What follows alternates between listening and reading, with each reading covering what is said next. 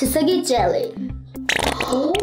Here's a heavily edited video of two South Korean women tasting different candy confectionaries and generally goofing off. At just under 3 minutes long, the video is short and sweet, the perfect length so that the energy of these two women doesn't get old or overstay its welcome. On its own, the video sounds like something that would get lost among the thousands of others on YouTube, maybe with having its own little niche audience. In actuality, this is the most popular video by a mukbang YouTuber named Donna, who, with 32 million subscribers, definitely does not have what I would consider a little niche audience. This video in particular has been viewed over 1.1 billion times, which is over triple the amount of people we have living in the US as of 2022 for reference. So if you're not confused like I am, then you're probably wondering, what did I just watch and how did it get so popular?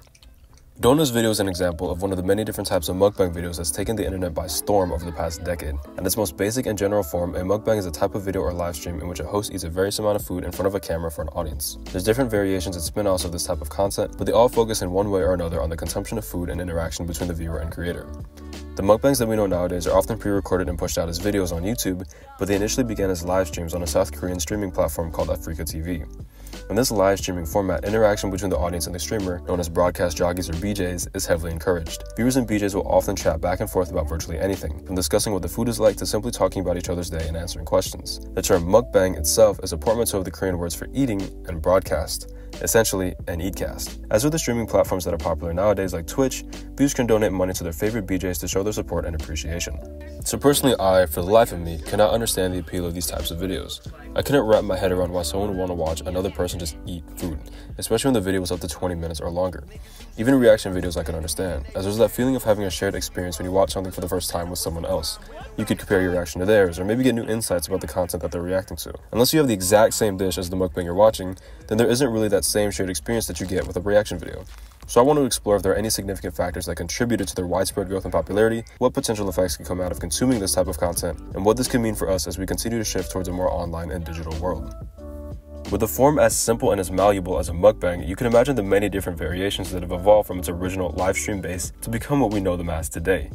The most popular of these is probably the ASMR mukbangs. If you weren't already aware, ASMR stands for Autonomous Sensory Meridian Response, which is essentially that pleasant tingling sensation that's triggered when we hear certain sounds.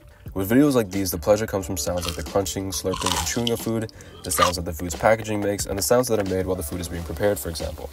The king of these videos is probably Zach Choi, boasting over 23 million subscribers on his YouTube channel and 19.8 million followers on his TikTok. In addition to eating the food, Choi also incorporates the cooking and preparation steps in his videos, which is another more recent development. Another notable variety of mukbangs are food challenges which, although have long existed as kind of their own thing, can be looked at in a very similar vein. Look no further than Matt Stoney's videos, for example. In one of the most popular videos on his channel, in which he eats 20,000 calories worth of Super Bowl food, he has a camera popped up in front of him, a large quantity of food on a table, and he eats it. Sound familiar? The only difference between him and the original South Korean mukbangers we looked at is that he usually attempts to eat the food as fast as possible, while the original BJs take their time to allow for interaction with the audience. But of course, in pre-recorded videos like we're used to today, this interaction isn't really possible. So now that we know what mukbangs are, how did they manage to get popular and why? Well, going back to South Korea where they originated, food holds a very significant value in the culture with an emphasis on sharing food and eating with others. This creates a possible explanation in which mukbangs present a sort of illusion of eating with someone that you know. As the original mukbangs were live streamed, the viewers and BJs could still have that communal aspect of eating through chat interactions. Food can also evoke feelings of nostalgia, which extends to watching food media as well. In Ellie Choi's article that focuses more on Koreans as media consumptions and their search for identity, she says that, for those abroad, hometown foods heal the isolation and loneliness of immigrant life. Food media inspires remembrances of belonging to the motherland for diasporic subjects who experience homecoming via their laptops. Mukbangs can act as an agent for this, now encouraging its spread overseas. South Korea also had one of the highest internet speeds in the world at the time mukbangs were crossing over, presumably causing internet trends to be able to spread much quicker as a result. But what about their crossover into other parts of the world like the US? From what I can see, mukbangs can attribute some of their popularity to the Korean wave, also known as Hallyu, which refers to the phenomenon in which South Korean culture has drastically risen in global popularity in recent years. This can be seen throughout the 2010s when Psy's Gangnam Style became a worldwide sensation in 2012, opening the doors for more K-pop acts like BTS to dominate over the past few years. Other examples of successes from this phenomenon are Parasite and Squid Game, for instance. So bringing the conversation back to mukbangs, two videos widely considered to be the origin of introducing the genre to American audiences are YouTubers React to Mukbang by the React YouTube channel and Mukbang Eating Show by Trisha Paytas. Both videos were uploaded in April 2015, preceding many popular mukbang YouTubers nowadays like Nikocado Avocado, Zach Choi, and B Loves Life. This date fits right into the Hallyu timeline, being after Psy's breakthrough. But probably the most significant reason I found that explains mukbangs' popularity and why they're important is because they can provide a feeling of togetherness and escape, as well as a way to fight loneliness. This was partially hinted at earlier with the importance of interaction between audience and BJ, but as more people live on their own, they begin to turn towards other means to cope with that loneliness. An article looking at the psychology of mukbang watching concluded that one of the most important aspects of mukbang viewing was that individuals appear to use mukbang to compensate for their unattained real-life social needs. Almost all existing theoretical studies argued that viewers can obtain social gratifications from mukbang watching. This supports the explanation that mukbangs present the illusion of eating with someone you know, further helped by the fact that these BJs or creators would stream or post multiple times a week, sometimes every day. An example of this could be seen with mukbang host Chef King Byung, who would stream every night at 10 p.m. dressed in full army gear in a military-style tent with decorations like toy rifles. He does this in order to connect with his viewers and evoke a feeling of nostalgia from the memories of mandatory military service.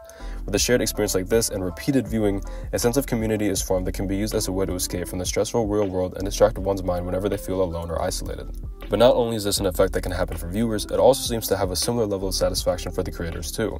One popular South Korean mukbanger, The Diva, explained that one of the best comments I ever received from a viewer said that she had gotten over her anorexia by watching me eat. That really meant a lot to me. This shows that, for at least some mukbangers, they enjoy the gratifications that come from this interaction and community building as well.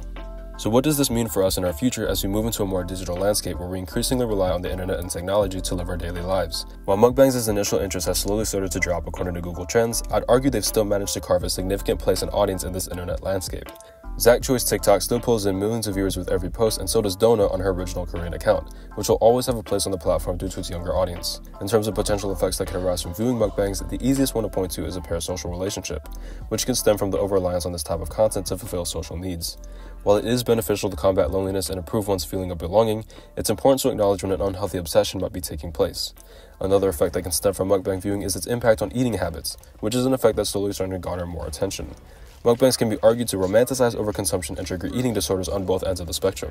An article for Health.com cites 2 dietitians concerned about this relationship between mukbangs and eating disorders, concluding that, depending on the individual, the normalization of these behaviors can either be viewed as an acceptable form of consumption or be used as a way to simulate the experience of eating without consuming any food. In both cases, the effect is negative, as it can either promote overeating for those susceptible to binge eating or promote undereating for those who tend to live vicariously through the mukbanger. Due to the relative recency of this trend, though, there hasn't really been many concrete long-term effects or conclusions studied on mukbangs overall. But I think based on what I learned while researching, mukbangs are a uniquely digital trend that can help comfort people from real-world stress and provide escapism as the internet continues to be an increasingly prevalent aspect of our lives. As with most online developments, though, it's important to monitor your usage and reliance on it, as although they have the potential to fill social needs, they can also provide an easy way to slip into unhealthy habits. Mukbangs probably won't die out, at least not anytime soon, as long as people continue to remain interested in content revolving around food and strive for a feeling of togetherness. They've already managed to evolve and develop into different forms for different audiences and adapted to different platforms over the past decade. And because of all that, I think I can definitely understand now how the genre came to be where it is today.